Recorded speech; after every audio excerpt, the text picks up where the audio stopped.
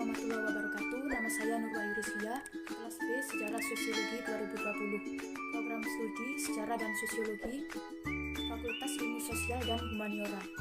Ikip Budi Utomo, mata kuliah Sosiologi Komunikasi. Struktur dan proses sosial. Struktur masyarakat yang pertama adalah kelompok sosial. Yang kedua adalah lembaga pranata sosial. Yang ketiga adalah stratifikasi sosial. Yang keempat adalah mobilitas sosial. Yang kelima adalah kebudayaan. Struktur sosial dibagi menjadi dua, yaitu kelompok formal dan informal. Yang pertama adalah kelompok formal. Kelompok formal dibedakan menjadi dua, yaitu sekunder dan primer. Yang pertama adalah kelompok sekunder. Ciri-cirinya adalah 1.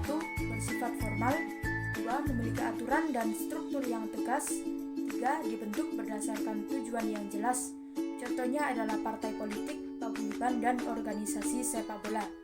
Yang kedua adalah kelompok primer. Ciri-cirinya adalah 1. Bersifat formal, 2. Tidak memiliki aturan yang jelas, 3. Dijalankan dengan tegas, 4. Fungsi struktur dijalankan secara guyup, 5. Terbentuk berdasarkan tujuan yang jelas atau abstrak. Contohnya adalah pertemanan atau persahabatan. Yang berikutnya adalah kelompok informal. Kelompok informal dibedakan menjadi dua, yaitu sekunder dan primer. Yang pertama adalah sekunder. Ciri-cirinya 1. Bersifat tidak mengikat, 2. Tidak memiliki aturan dan struktur yang tegas, 3. Dibentuk berdasarkan sesaat, 4. Tujuan kurang jelas. Yang kedua adalah primer. Ciri-cirinya adalah 1. Terjadi akibat meleburnya sifat-sifat kelompok sosial B atau pembentukan sifat-sifat di luar kelompok B. Yang kedua adalah bentuk lain dari kelompok C yang menonjol di hubungan pribadi dan mendalam. Selanjutnya adalah lembaga pranata sosial. Sekumpulan tata aturan yang mengatur interaksi dan proses-proses sosial di dalam masyarakat. Dengan kata lain, digunakan untuk menciptakan ketertiban atau order. Wujud konkret dari pranata sosial adalah aturan, norma, adat, istiadat yang mengatur kebutuhan masyarakat dan telah terinternalisasi dalam kehidupan sehari-hari. Dengan kata lain, pranata sosial adalah sistem norma yang telah melembaga atau menjadi kelembagaan di suatu masyarakat. Pranata sosial sering disebut sebagai lembaga sosial. Contoh pranata sosial antara lain pranata keluarga, pendidikan, ekonomi, agama, dan politik. Dalam kehidupan bermasyarakat, sejatinya manusia memiliki kesempatan untuk berpindah dari satu pranata ke pranata lain. Yang selanjutnya adalah stratifikasi sosial. Struktur sosial yang berlapis-lapis di dalam masyarakat. Menurut Patirin Sorokin, social stratification adalah pembedaan penduduk dan masyarakat ke dalam kelas-kelas sosial secara bertingkat. Dasar pembentukan kelas sosial adalah 1. Ukuran kekayaan, 2. Ukuran kepercayaan, 3. Besaran kekuasaan, 4. Ukuran kehormatan, 5. Ukuran ilmu pengetahuan dan pendidikan. Selanjutnya adalah mobilitas sosial. Menurut Horton dan Hart, suatu gerak perpindahan dari suatu kelas sosial ke kelas sosial lainnya. Ada 3 jenis mobilitas sosial, yaitu 1. Social climbing. Social climbing adalah perpindahan anggota masyarakat dari kelas sosial yang lebih rendah ke kelas sosial yang lebih tinggi. 2. Social sinking. Social sinking adalah proses penurunan status atau kedudukan seseorang. 3. Social horizontal. Social horizontal adalah peralihan individu atau objek-objek sosial lainnya dari suatu kelompok sosial ke kelompok sosial lainnya yang sederajat. Tidak terjadi perubahan dalam derajat kedudukan seseorang dalam mobilitas sosialnya. Selanjutnya adalah kebudayaan. Kebudayaan adalah produk dari seluruh rangkaian proses sosial yang dijalankan oleh manusia dalam masyarakat dengan segala aktivitasnya. Menurut J.J. Honigman, ada 3 gejala kebudayaan, yaitu yang yang pertama ideas atau ide, yang kedua adalah activities atau aktivitas, yang ketiga adalah artifacts atau artefak, yaitu hal-hal yang dapat langsung dilihat dari struktur sebuah organisasi dan proses yang dilakukan dalam organisasi tersebut. Menurut C. Crukon, ada 7 unsur kebudayaan. Yang pertama adalah sistem teknologi, yang kedua adalah sistem mata pencaharian dan sistem ekonomi, yang ketiga adalah sistem kemasyarakatan, yang keempat bahasa, yang kelima kesenian, yang keenam sistem pengetahuan, yang ketujuh adalah religi. Selanjutnya adalah proses dan interaksi sosial. Proses sosial adalah interaksi sosial, sedangkan bentuk khususnya adalah aktivitas-aktivitas sosial. Interaksi sosial merupakan hubungan sosial yang dinamis, menyangkut hubungan antara perorangan, kelompok maupun perorangan dan kelompok. Syarat terjadinya interaksi sosial: 1. Kontak sosial, 2. Komunikasi. Dan yang selanjutnya adalah kontak sosial. Menurut Suryono Sukanto, kontak sosial berasal dari bahasa Latin kon atau cum yang berarti bersama-sama dan tango yang berarti menyentuh. Secara harfiah adalah bersama-sama menyentuh. Konseptual kontak sosial: 1. Kontak sosial primer. Kontak sosial primer terjadi apabila yang mengadakan hubungan langsung bertemu dan berhadapan muka, seperti misalnya apabila orang-orang tersebut berjabat tangan, saling senyum, dan sebagainya. 2. Kontak sosial sekunder. Kontak sosial sekunder memerlukan perantara, contohnya seperti bertelepon, Skype, video call, ya seperti itu. Selanjutnya adalah komunikasi. Proses komunikasi memiliki dimensi yang sangat luas dalam pemaknaannya, karena dilakukan oleh subjek-objek yang beragam dan konteks sosial yang majemuk pula. Ada 3 unsur penting komunikasi. Yang pertama sumber informasi, yang kedua saluran atau media, yang ketiga penerima informasi, proses-proses interaksi sosial. 2 golongan proses sosial sebagai akibat dari interaksi sosial, yaitu 1. Proses sosial asosiatif. Bentuk interaksi sosial asosiatif adalah bentuk interaksi sosial positif yang mengarah pada kesatuan.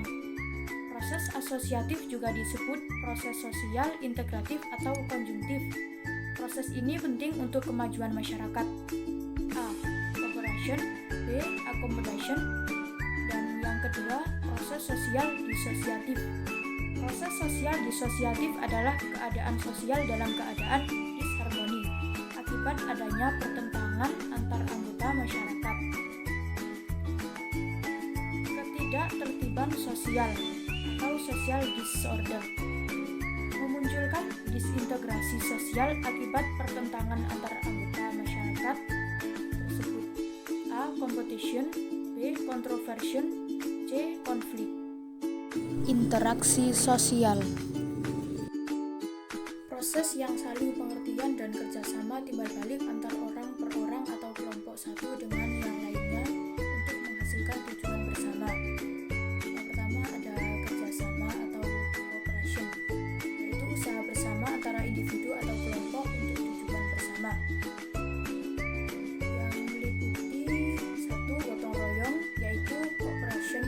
Dilakukan di perdesaan. 2. Kerja bakti, yaitu mirip gotong royong namun umumnya proyek-proyek publik atau program pemerintah.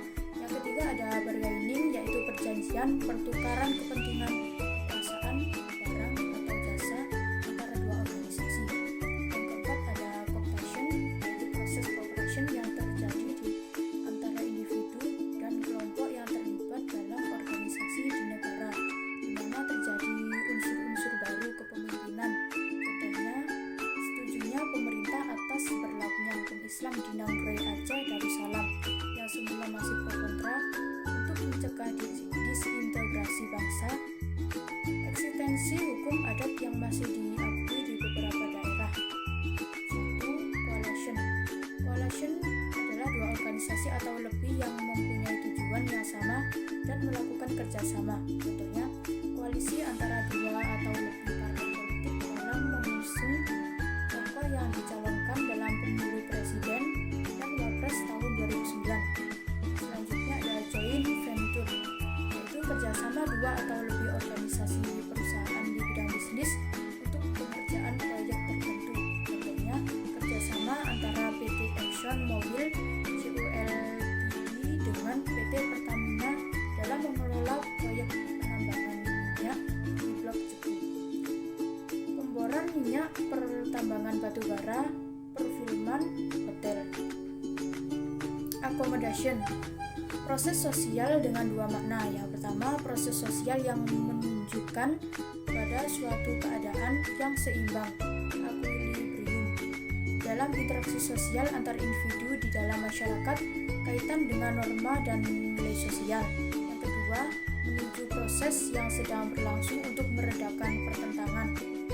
Coercion adalah bentuk accommodation yang terjadi karena adanya paksaan maupun kekerasan secara fisik atau psikologis. Contohnya adalah koersi secara fisik adalah perbudakan dan penjajahan, sedangkan koersi secara psikologis contohnya tekanan negara-negara donor atau peminjaman kepada negara-negara kreditor dalam pelaksanaan syarat-syarat pinjaman.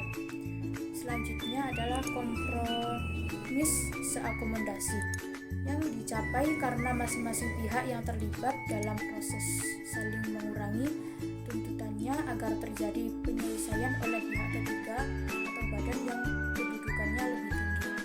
Contohnya perjanjian antara pemerintah Indonesia dengan gerakan separatis dalam hal menjaga stabilitas keamanan yang di Aceh. Traktat antara beberapa negara, accommodation antara beberapa partai politik karena sadar bahwa kekuatan masing-masing adalah sama dalam suatu pemilihan umum. Selanjutnya ada mediation. Mediation adalah accommodation yang dilakukan melalui pihak ketiga yang netral. Contohnya mediasi yang dilakukan oleh pemerintah Finlandia dalam penyelesaian konflik antara pemerintah Indonesia dengan GAM. Selanjutnya adalah conciliation, yaitu accommodation yang terjadi melalui usaha untuk mempertemukan keinginan-keinginan dari pihak yang berselisih. Contohnya konsultasi antara pengusaha angkutan dengan dinas lalu lintas dalam penerapan tarif angkutan, adanya panitia tetap di Indonesia yang khusus bertugas untuk menyelesaikan persoalan terus perubahan, di mana duduk wakil-wakil perusahaan, wakil-wakil buruh, wakil-wakil departemen tenaga kerja, dan seterusnya. Khususnya bertugas menyelesaikan persoalan jam kerja, upah, dan hari-hari libur. Selanjutnya ada toleration, yaitu accommodation secara tidak formal dan dikarenakan adanya pihak yang mencoba menghindari diri dari pertikaian. Contohnya toleransi antar umat beragama di Indonesia. Selanjutnya ada stalemate, yaitu pencapaian accommodation di mana pihak yang bertikai mempunyai kekuatan yang sama berhenti pada satu titik tertentu dan masing-masing menahan diri. Contohnya perselisihan antara negara Amerika Serikat dengan negara Iran terkait dengan isu nuklir. Selanjutnya adalah adjudication, yaitu usaha ACC accommodation melalui jalan pengadilan. Contohnya penyelesaian khusus sengketa waris di pengadilan. Selanjutnya adalah asimilasi, yaitu proses pencampuran urusan dua atau lebih budaya yang berbeda sebagai akibat dari proses sosial, kemudian menghasilkan budaya tersendiri yang berbeda dengan budaya aslinya. Contohnya perkawinan antar suku hingga terjadi pembauran dari kebudayaan masing-masing individu sehingga muncul kebudayaan baru. Selanjutnya adalah proses diasosiatif, yaitu proses perlawanan atau oposisi yang dilakukan individu dan kelompok dalam proses sosial. Oposisi diartikan sebagai cara berjuang melawan seseorang atau kelompok tertentu atau norma atau nilai yang dianggap tidak mendukung perubahan untuk mencapai tujuan. Yang pertama ada persaingan atau competition, yaitu individu atau kelompok berjuang dan bersaing untuk mencari keuntungan pada bidang-bidang kehidupan. Contohnya persaingan antara perusahaan operator telekomunikasi dalam menyediakan pelayanan tarif murah pulsa. Yang kedua adalah controversion, yaitu proses sosial yang berada antara persaingan dan pertentangan pada tatanan konsep dan wacana. Contohnya, aksi yang dilakukan Embuk beserta elemen masyarakat pedagangan. Pedagang menolak penggusuran Pasar Dinoyo dan Pasar Blimbing untuk dijadikan mal dan apartemen. Yang ketiga ada konflik. Konflik merupakan proses sosial di mana individu maupun kelompok menyadari memiliki perbedaan-perbedaan dalam ciri-ciri badannya, emosi, unsur kebudayaan, pola perilaku, politik, prinsip, ideologi, maupun kepentingan dengan pihak lain. Contohnya, pertentangan antara golongan muda dan golongan tua dalam menentukan waktu pelaksanaan proklamasi kemerdekaan Republik Indonesia pada tahun 1945. Perkembangan teknologi media. Teknologi pada dasarnya memiliki kontribusi dalam menciptakan keberagaman media. Ensinamus mengatakan bahwa ciri dalam lingkungan media baru adalah adanya pergeseran ketersediaan media yang dahulu langka dengan akses yang terbatas menuju media yang melimpah. Hari-hari ini telepon genggam atau handphone tampak seolah-olah menjadi kebutuhan primer bagi setiap orang untuk melakukan komunikasi. Tak sampai di situ saja, teknologi memungkinkan industri media untuk memproduksi media yang lebih beragam. Setidaknya terlihat dari konvergensi media yang tidak hanya tersedia dalam bentuk cetak semata, tetapi juga tersedia dalam bentuk audiovisual hingga online. Riwayat komunikasi dan sejarah kemanusiaan. 1. Ditemukannya bahasa. 2. Berkembangnya seni tulisan dan berkembangnya kemampuan bicara manusia menggunakan bahasa. 3. Berkembangnya kemampuan reproduksi kata-kata tertulis dengan alat pencetak. 4. Lahirnya komunikasi elektronik seperti telegraf, telepon, radio, televisi, satelit, dan gawai. Jenis-jenis media dan sejarahnya menurut Saint-Beuve. Yang pertama adalah suara. Pada tahun 4000 sebelum Masehi hingga 3500 sebelum Masehi, bahasa Sumerian. Bahasa Tionghoa tidak menggunakan bahasa hingga tahun 2000 sebelum Masehi. Yang kedua adalah grafik. Suku Bushmen di Tenggara Afrika terdapat lukisan wanita yang sedang menari. Di Indonesia, relief cantik. Yang ketiga adalah teks. Di Mesopotamia Timur Tengah berupa pahatan di lempeng batu atau prasasti objek nyata dengan garis-garis sederhana semacam piktografi hingga membentuk ideogram. 400 tahun kemudian muncul hieroglif, yaitu nenek moyang bangsa Mesir. Dalam bahasa Yunani berarti teks Allah. Kebudayaan bangsa Barat saat ini menggunakan abjad-abjad bahasa Yunani, Phoenician, dan Ibrani sekitar tahun 1000 sebelum Masehi. Pada tahun 2000 sebelum Masehi, Tiongkok mengembangkan aksara Tionghoa menggunakan grafik realistik dan berevolusi menjadi tanda-tanda simbolis, namun banyak mempertahankan unsur grafik. Yang keempat adalah musik. Musik sebagai alat komunikasi antar pribadi seperti masyarakat aborigin. Di Nusa Tenggara Timur menggunakan musik untuk mendamaikan dua desa yang berperang. Yang kelima adalah animasi. Animasi dikembangkan dari permainan bayang-bayang serta lentera ajaib di Tionghoa pada zaman dahulu. Di Indonesia terdapat wayang sebagai kawasan awal animasi saat ini. Yang terakhir adalah video.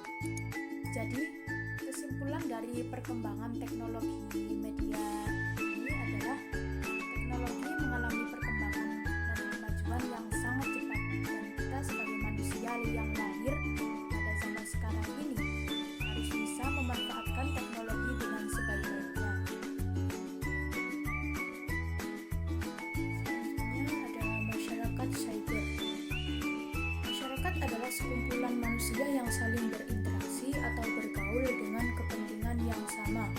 Dunia cyber atau dalam istilah Indonesia dikenal dengan dunia maya atau disebut juga ruang cyber atau mayantara.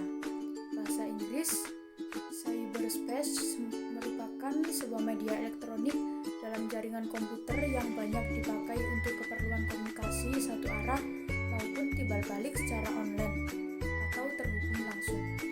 Masyarakat cyber adalah sebuah istilah yang biasa dipakai dalam berbagai perbincangan baik formal, informal maupun akademis, khususnya dalam bidang ilmu komunikasi, yang mana istilah cyber society lebih ditekankan dari sudut pandang sosial, budaya, dan selanjutnya ada masyarakat maya.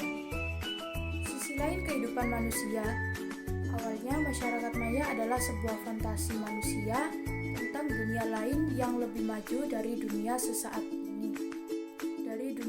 ini. Fantasi tersebut adalah sebuah hiperrealitas manusia tentang nilai, citra, dan makna kehidupan manusia sebagai lambang dari pembebasan manusia terhadap kekuasaan materi dan alam semesta. Masyarakat maya juga menggunakan metode kehidupan masyarakat nyata sebagai model yang dikembangkan di dalam segi kehidupan maya. Misalnya, interaksi sosial, kehidupan kelompok, stratifikasi sosial, kehidupan kebudayaan, sistem kejahatan, dan sebagainya. Proses sosial, interaksi sosial mengandalkan jaringan interaksi sosial dan proses sosial dalam kelompok atau jaringan intra dan antar sesama anggota masyarakat maya seperti browsing, chatting, search network yang memiliki alamat rumah berupa email, website, memiliki kontak sosial, terdapat proses sosial asosiatif dan diasosiatif. Kelompok sosial maya, hubungan sekunder berdasarkan kegemaran dan kebutuhan anggota masyarakat terhadap kelompok tersebut.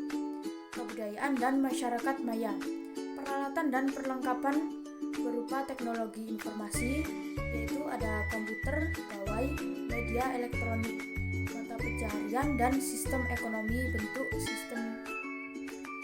sistem kelompok jaringan seperti bahasa Inggris, ikon atau simbol, karya komunitas seperti pada masyarakat umumnya, sistem pengetahuan, pemberian informasi, sistem religi, waktu dan keyakinan bahwa setiap misteri dalam dunia maya dapat dipecahkan. Selanjutnya ada pranata dan kontrol sosial masyarakat maya. Batasan akses login, password, VPN, semua informasi menjadi milik publik. Hukum sosial, pencurian data, menipu, pelecehan gender, menyerang orang klien, perundungan atau bullying, dan sebagainya. Selanjutnya ada stratifikasi sosial, yaitu kekuasaan dan kepemimpinan masyarakat maya. Berdasarkan jaringan yang dimiliki, ada Instagram, Twitter, centang biru terverifikasi, YouTube dimonetisasi, AdSense, selebgram, YouTuber. Perubahan sosial dalam masyarakat maya, update, perubahan sosial. Kerentanan terhadap masalah sosial, contohnya adalah pelanggaran norma, penyebaran virus, pencurian data, kriminalitas, cybercrime, yang menyebabkan gesekan-gesekan di dalam masyarakat. Hyperreality, sisi lain masyarakat maya. Teritorial atau ruang pengetahuan, dikonstruksikan media komunikasi melalui pencitraan media informasi dan informasi menjadi lebih nyata dari pengetahuan manusia. Aplikasi cyber dalam kehidupan masyarakat, yaitu ada e-government, yang merupakan penggunaan teknologi informasi oleh pemerintah untuk memberikan informasi dan pelayanan bagi warganya, urusan bisnis, serta hal-hal yang berkenaan dengan pemerintah. Selanjutnya, e-government dapat diaplikasikan pada legislatif, yudikatif, atau administrasi publik untuk meningkatkan meningkatkan efisiensi internal, menyampaikan pelayanan publik, atau proses pemerintahan yang demokratis. Selanjutnya ada e-commerce, merupakan electronic commerce, kumpulan teknologi, aplikasi, dan bisnis yang menghubungkan perusahaan atau perseorangan sebagai konsumen untuk melakukan transaksi elektronik, pertukaran barang, dan pertukaran informasi melalui internet atau televisi, www, atau jaringan komuter lainnya. Cyberlaw sebagai konsekuensi cybercrime, pencurian dan penggunaan akun milik orang lain, pelanggaran norma, seksualitas dan pornografi hacker. Indonesia berada di urutan kedua dalam daftar 5 besar negara asal serangan kejahatan cyber atau cybercrime berdasar laporan State of the Internet 2013.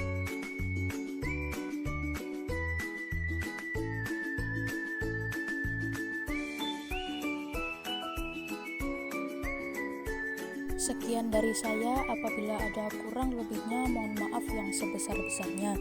Terima kasih. Wassalamualaikum warahmatullahi wabarakatuh.